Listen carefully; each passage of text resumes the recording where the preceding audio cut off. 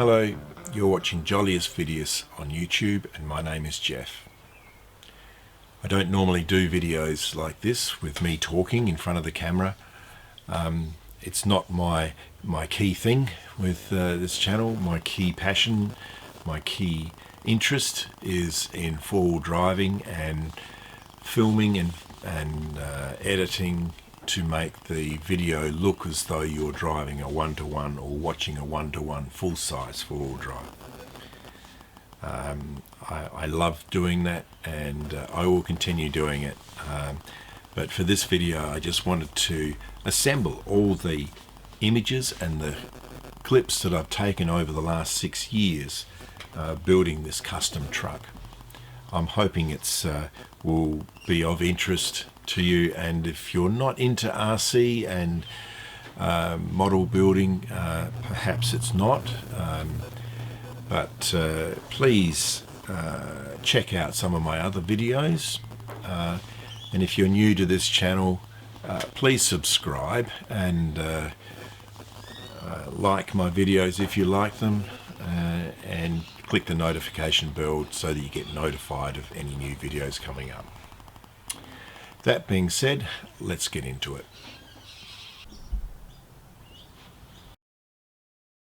I've made a few changes, one of which is I've put on wiper blades here, and I've put on a step on to get up into the cab on both sides.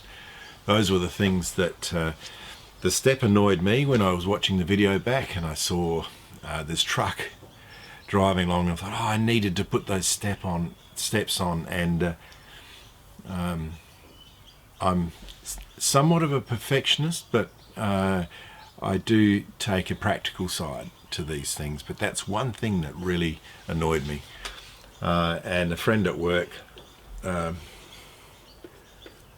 also pointed out that you don't have any wiper blades, and I thought, of course. And then of course I now look at it and I think, I can't not have them, so I've made those. I've been watching Dakar on and off for virtually all my life, and I was very impressed. One of the things that I'm impressed with is the trucks, the truck section, where you have these big four-wheel drive, massive trucks driving over sand hills. I thought, wow, that's really good. And my initial thoughts were that I would make up a KAMAZ sports truck, you know, and mimic the Dakar truck, you know, with the colours and the makeup, the back, the way it is. So I started collecting parts. I wanted a 10th scale where I can put if one of my trucks, my 10th scale trucks, broke down, I want to be able to put it on the back and have that option. So that's where I ended up here with this flatbed truck. You know, it's a 500mm long tray. It will fit my trucks on there, the longest of my trucks, the biggest of my trucks, my 10th scale, it will fit on there, which is what I was hoping.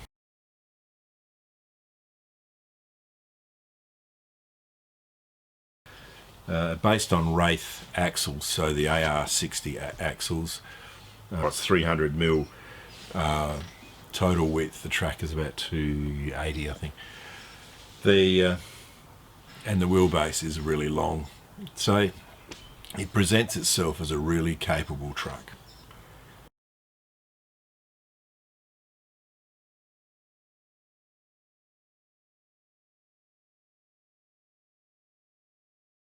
Tires, the wheels and the tires I got fairly early. RC four-wheel drive had these really good, cool wheels, which look similar to the KAMAZ sports truck, the Dakar trucks, and the tires are the Voodoo. I think they're blue versions. They're very stiff tires because I knew there would be a lot of weight. It's got heavy duty foams inside as well to take the weight. For the build, or I broke the build up into sections so that and focused on a particular section rather than trying to think of the whole build. It was just a little bit overwhelming, and it really was a fingers crossed thing that would work out and I'd be happy with it. There are many times when I thought, oh, I've got all these parts up there, why don't I just make a standard model, get a couple of bodies and just make up something that's not so big and not so customized, if you like. I'm glad I persevered now.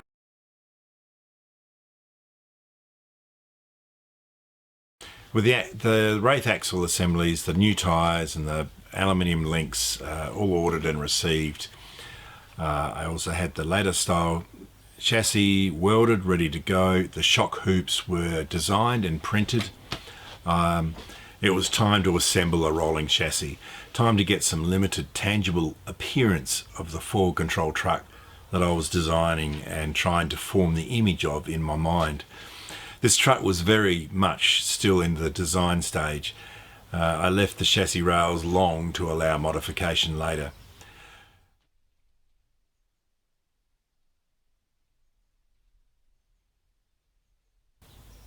Note the articulation of the assembled rolling chassis.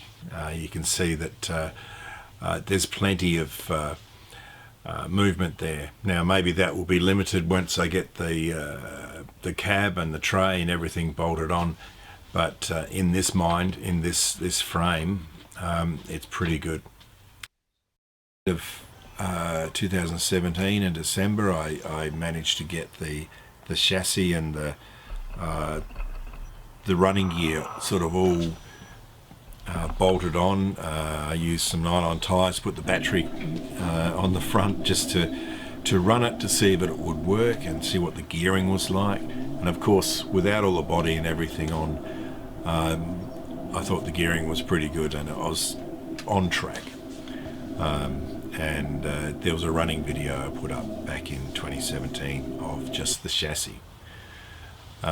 So from there on, it's been just section after section.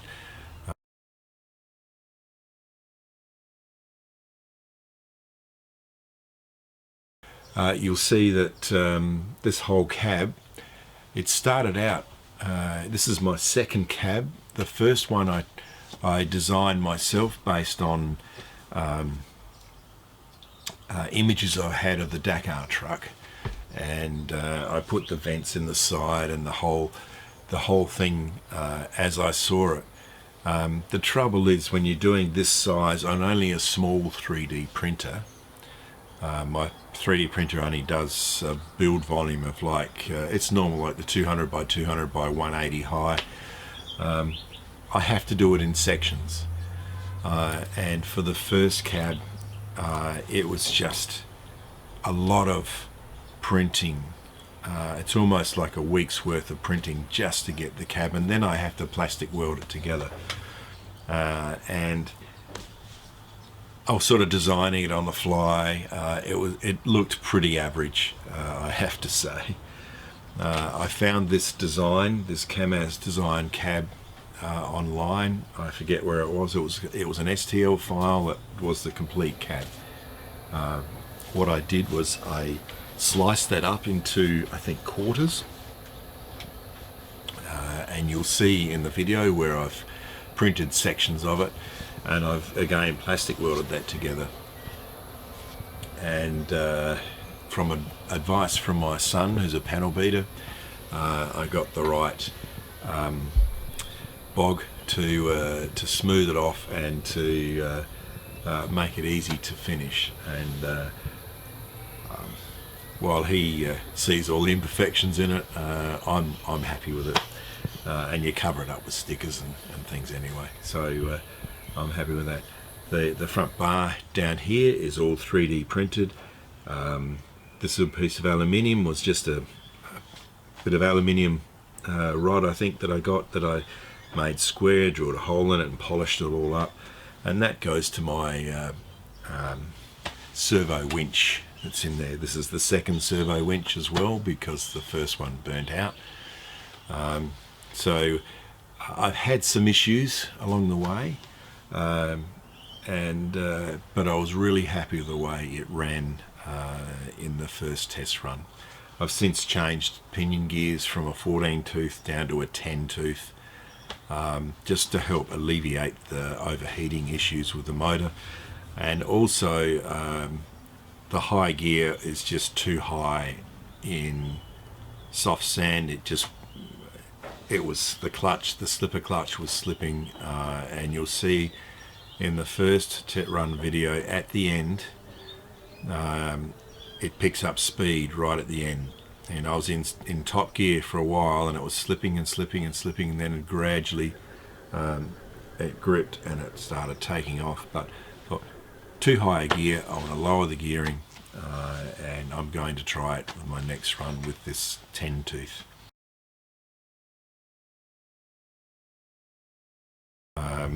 The driver actually turns his head and the steering wheel at the same time as the steering turns the front wheels.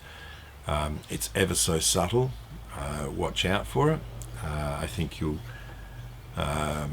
be suitably impressed. I am, but it's my build, of course I am. The seats are 10th scale seats. I've got 3 of them that I've printed out. They are sitting across the front. The cab I said was a KAMAZ cab. I did add in the big wide flared guards because it was just in my software I can scale things up slightly, but I can't go overboard, otherwise it just doesn't work.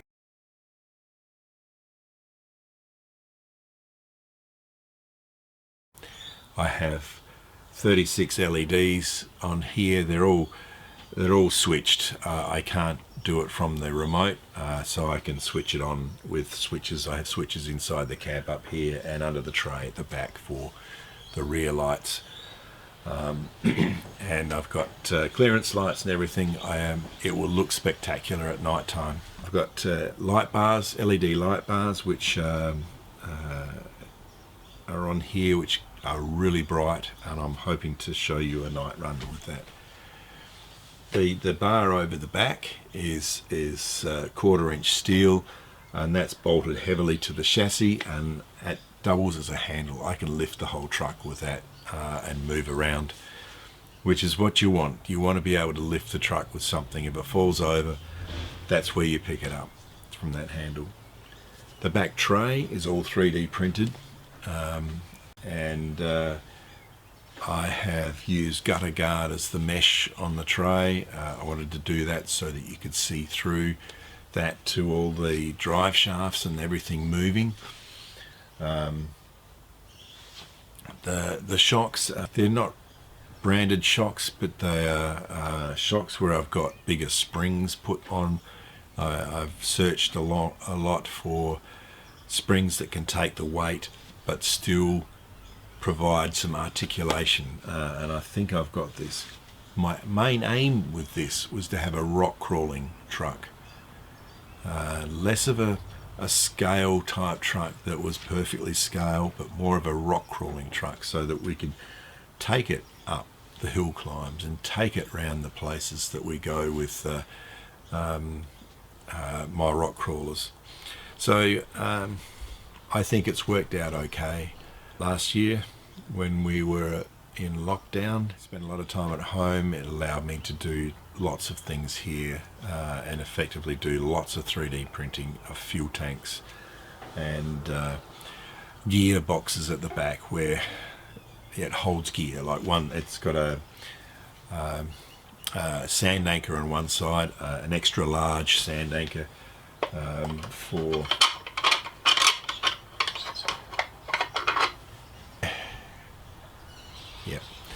and on the other side it houses a battery pack and switch for the lights. The Open Diff, you'll notice on the last video that I ran, that I showed you with the hill climbing in the opening scenes, you'll see that the front wheels are running at different speeds. I had to open the diff up because the cab is so heavy that with the steering geometry, the heavy cab, and on a hard surface, the 20 kilo servo, which is not a lightweight servo, was stalling and was struggling to turn the wheels. So rather than persevere with that, because that's only going to put a whole lot of stress and strain on the electronics, and I might end up burning out something, I thought, well, I'll just open up the diff. There is an option with Wraith diffs to get a little 3mm shaft, I think, and some bevel gears, and you can just slot them straight in, and it's there. It's not switchable. It's not like I can lock it, but it's a permanently open diff. I don't think it affects the performance of the vehicle that much. In fact, I have a Ford Bronco TRX4, which has switchable diffs. You can open them and lock them, and I drive around mostly with them open, and it's rare occasions that you need to lock them. So thinking about that, and the fact that I'm not that critical on this truck, I want it to look realistic. The fact that the front diff is open is a scale feature that I think is just a nice touch in the video. So it's worked very well. If you've made it this far in the video, thanks Janet, my sister in Canada. I know she always watches to the end because she's hoping to see me talking, because I don't do it that often. And thank you for Happy Daddy 61. He sticks around too. I appreciate your interest. To anyone who's made it this far, really, if you have any questions, drop them below in the comments and I'll do my best to answer. For future videos, I hope to run the winch. I really didn't have time this last run, the first run, but I seriously want to get that out because I reckon the servo winch will take the weight of this truck as a dead pull, and I can't wait to test this. Also, with the lights, I want to do a night run, evening night run. So I'll catch you next time. I'll be behind the camera then. Thanks for tuning in, and please like this video and share it. Subscribe if you haven't, and we'll catch you in the next one. Bye for now.